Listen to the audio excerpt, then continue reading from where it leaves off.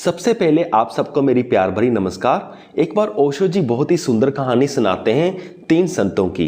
तीन संत जाते हैं एक जंगल में भक्ति करने के लिए और वहां पर वो डिसाइड करते हैं कि वो कुछ भी नहीं बोलेंगे, मौन रहेंगे। उनका जंगलों में जाने का मकसद ही यही होता है कि हमने मौन ही रहना है।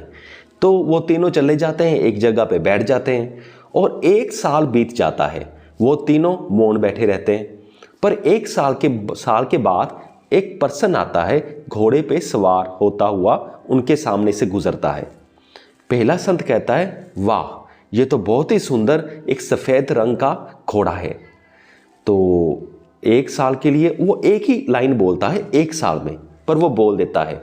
दोनों का कोई रिस्पॉन्स नहीं आता। फिर 1 साल और बीत जाता है। तो तब दूसरा संत कहता बहुत हो गया। वो घोड़ा सफ़ेद नहीं था, वो घोड़ा काले रंग का था। तो फिर जब ये दूसरा बोलता है तो फिर कोई नहीं बोलता। वो सिर्फ एक लाइन ही बोलता है 2 सालों में। फिर 1 साल बीत जाता है। फिर अगले साल के बाद जो तीसरा संत होता है वो कहता है कि बस बहुत हो गया। कोई कह रहा है घोड़ा सफ़ेद है, कोई कह रहा है कि काला है। मैं यहाँ पर भक्ति करने के लिए आया था, मौन होने के लिए आया था, ना कि किसी आर्ग्यूमेंट में पढ़ने के लिए आया था। सो मैं तो यहाँ से उठकर जा रहा हूँ। तो ओशो जी बहुत ही गहरा मैसेज दे रहे हैं इस कहानी के थ्रू। यानी कि जो ये 3 संत गए थे मौन धारण करने, तो ये गए थे माइंड को ड्रॉप करने, कि जो हमारा माइंड है वो ड्रॉप हो जाए। यही हर एक संत का मकसद होता है। पर यहाँ पर क्या हुआ, इन्होंने माइंड ड्रॉप किया नहीं, माइंड वहीं का वहीं अटका रहा, पर उसकी प्रोसेसिंग स्लो हो गई। यानी कि प्रोसेसिंग भी स्लो क्या हो गई, पहले जब इसने बात कही कि हाँ एक सफ़ेद रंग का घोड़ा है, ये पूरा 1 साल के लिए बात इसके माइंड में वही घूमती रही और इसने कहा नहीं, घोड़ा तो काले रंग का था। तो ऐसा नहीं है कि जो तीसरा संत था इसका माइंड साइलेंट था, इसका माइंड भी वही गति में चलता गया 1 साल तक चलता गया। कहने को ये मौन था पर अंदर से इसका माइंड चलता गया और इसने कहा नहीं, मैं तो यहाँ पे आर्ग्यूमेंट करने के लिए नहीं आया, मैं तो यहाँ पे मौन होने के लिए आया था।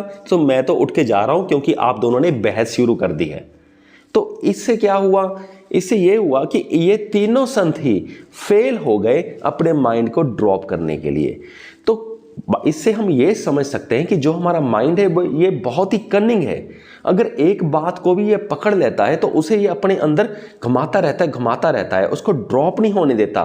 माइंड अपने आप को ख़त्म होने नहीं देता। ये बहुत ही क्लेवर है, कनिंग है। सो जब भी हम किसी साधना में जाते हैं या प्रैक्टिस करते हैं तो हमें बहुत ही ज़्यादा अलर्टनेस की ज़रूरत पड़ती है अगर हमने अपने माइंड को टेम करके रखना है, कंट्रोल करके रखना है।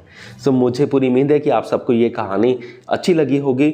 सो इस वीडियो के डिस्क्रिप्शन बॉक्स में मैं अच्छी स्पिरिचुअल बुक्स के लिंक्स डाल दूंगा और साथ में कुकू एफएम का नाम भी लिख दूंगा और कूपन कोड भी लिख दूंगा, जिसकी मदद से आप साल भर के लिए कुकू एफएम पर फ्री में नहीं, सिर्फ 200 रुपये आप भर करके पूरे साल पर कुकू एफएम के अंदर जो भी सारी ऑडियो बुक्स है आप उन्हें सुन पाओगे।